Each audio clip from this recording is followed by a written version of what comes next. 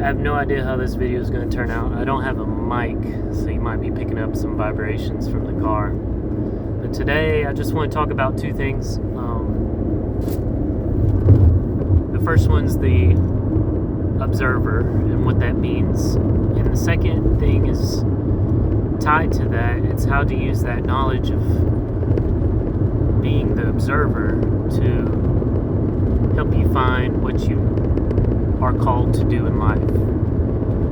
And I know it's a gigantic task to try to tackle all this in a driving video when I'm watching the road. So, with that being said, I will hope this isn't coming off as... Anyways, so the observer is what you are stripped of everything else. And everything else is your ideas, your thoughts, other people's expectations that affect your behavior. It's everything. It's your identity. It's your ego. It's what's left over when you realize that there's only one thing, that thing behind it all. It's your just being aware of the moment. It's the experiencer. But anytime you try to put this into words, you're putting a concept, you're putting a judgment, which is also part of that identity, which is not it. So basically, you can experience this awareness through different routes. Really, probably the best one would be meditation. So like long-term meditation, where eventually you come to a place where your thoughts don't have to slow, but you start observing your thoughts, and then you start observing the observer of your thoughts. Behind all that, and it almost feels like it's in the back of your head, there'll be a feeling of just spaciousness, almost like a vacuum of space where you can see everything happening. And I'm sure you guys have heard this explained before, but that awareness is what I'm talking about. And from that awareness, using that, you can tell who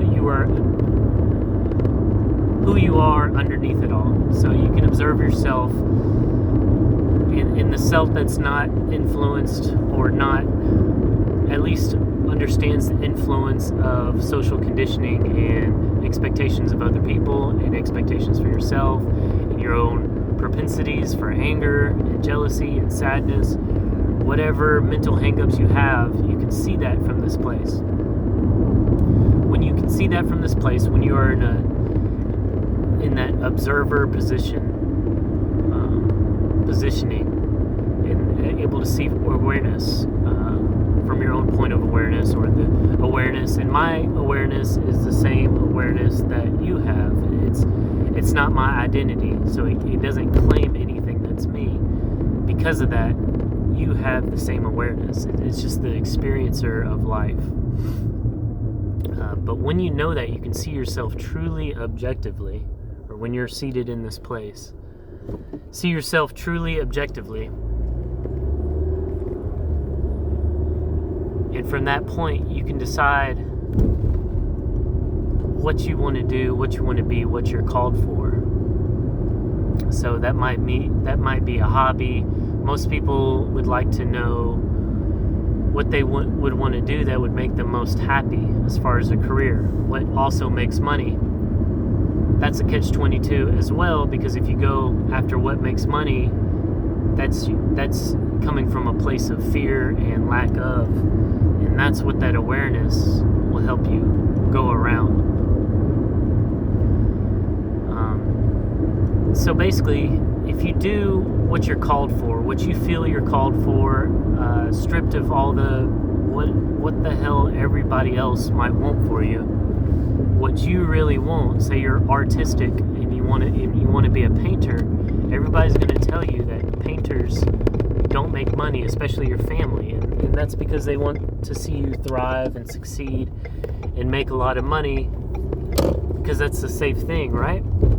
But if you're doing what you called for, if you would do it as if you would do it if you weren't being paid, then you have the force. It sounds super cheesy, and I don't want to put it this way. There's a better way to put it, but you have the force of the universe behind you. You have the force of that awareness of your true calling behind you. From that place, if you're doing it as if you would do it without being paid, those are where the genius is. Those are where you will get good enough where people will pay you to do it because you're one of the best in the world, because you're authentic. You're authentically being yourself. Big S. What you are drawn to. Or what you are drawn to as realized by the big S self. The bigger self, not your ego, but that awareness. If you can come from that place in everything, not just your career, all your experiences in life, how you deal with people, then you'll be authentically you. You can almost see how you would react normally. So say someone cuts you off in traffic, you can see that little S self. And I'm saying S, not ass. But I guess it could go either way. You can see that, and you can react from a higher place, a place that doesn't get angry but sees that person that cut you off as also that just awareness, that baseline awareness that's going through life through their own filters, through their own mechanisms, through their own holdups that are shaped by their own expectations, shaped by anger, shaped by whatever. Or your awareness might realize, like, hey, maybe that person just didn't even see me. That becomes a possibility. There comes a deep place of understanding of other people's life and what they might be going through. When you realize that how much you are shaped, and the only way to realize that is coming from that place of awareness. I could go on and on about how this authenticity that comes from awareness can affect your life, and I probably will in future videos because there's so many aspects to it. But at the end of the day, the way to get there, like I said, one of the best ways would be meditation. And there's whatever practice there is. I know I have a video called Ditch Religion or something like that, like Drop Religion. What I mean by that is the strict rules and adherence to specific principles of religion. And I think some religions have fear tactics that are kind of mixed in there. I think that's a human construct. If you can see past that, like, what's religion pointing to? Bruce Lee has a quote. Hold on one second. Paddling the phone. I need to get him out. Bruce Lee has a quote. Don't point. It's like a finger pointing towards the moon. Don't concentrate on the finger, or you miss the moon in all its heavenly glory. And I think that's what people are doing with the Bible or the Quran or whatever religious practice, the sutras. The Buddha himself would be like, this is just a pathway, eightfold path to enlightenment, but it's not scripture, right? It's not the only way. It's like, it's a way, but there's easier ways, there's harder ways. You got to be authentic to who you are. I'm just gonna hold this, I hope, because it's getting very vibrating. I hope this makes sense. I will make future videos on this deeper place of awareness. So yes, meditation, great way to get there. Also, this is not an advertisement for psychedelics, but that is also a way. That will help you peer through the veil. But ultimately, you kind of, once you get the message, so the psychedelics will help you get the message.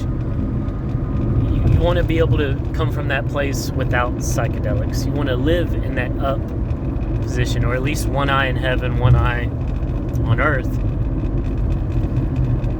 And I'll get more into what that means too, but you want to be able to look at life that way without psychedelics, because that does wear off, but it will help you see that there is something else and that this isn't all just fluff and talk. But anyways, with that, I am not promoting drug use of any kind. Not at all. Okay. Well, no one has a problem with certain drugs. Caffeine, people don't mind the effects alcohol have on your brain, or pharmaceuticals. I believe we're in a time where things are changing, and that there will be more open-mindedness towards some of these substances that might help people and are shown to help people with various mental health issues, PTSD, narcissism. There's the 5 key personality traits that are all positively affected by certain phallic-shaped fungi, and also something that's derived from fungi, LSD. But I'm not promoting the use of them, and I believe there's a safe way to do it if someone chooses to do it. You definitely need to do your due diligence and research to find those ways. But if your P's and Q's, your T's are crossed and your I's are dotted, then for sure it is a option to see through the veil a little bit, and then to help you on your own personal journey. Not recreationally. I am not encouraging the recreational use at all. But I'm just some guy on the internet. Please do your own research on anything I say. Don't take anything anybody says at face value, even if maybe if they're Gandhi, but he's not quite here anymore. And, there's very few people you should take at face value, especially not some guy on YouTube that you've watched hopefully for 12 minutes now. If you enjoyed the video, hopefully I didn't waste your time too much. With that being said, I love you guys, and see you next time.